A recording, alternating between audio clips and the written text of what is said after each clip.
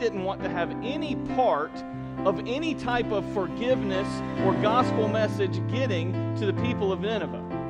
Matter of fact, he would rather die than be a part of their revival.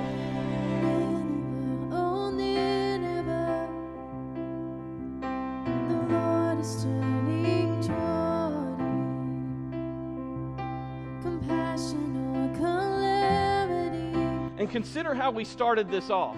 Because my sin doesn't affect anybody else, it's just me. My selfish desires are just me. And the reality is that when sin enters the equation, it not only affects you, but everybody around you. These sailors didn't do anything but go to work. And now they're scared for their lives. And all because Jonah sinned. And because Jonah is running from God, they're having to pay the price.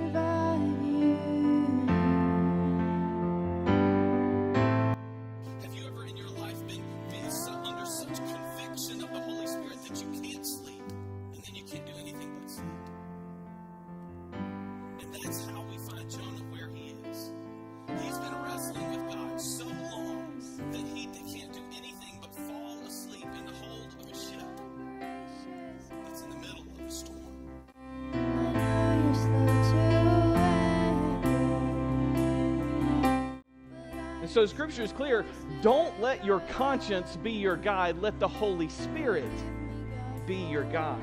Our American culture has embraced this Jiminy Cricket theology, and the problem is God's Word points out to what the human condition is. In Proverbs 14:12, there is a way which seems right to a person, but in the end is the way of death.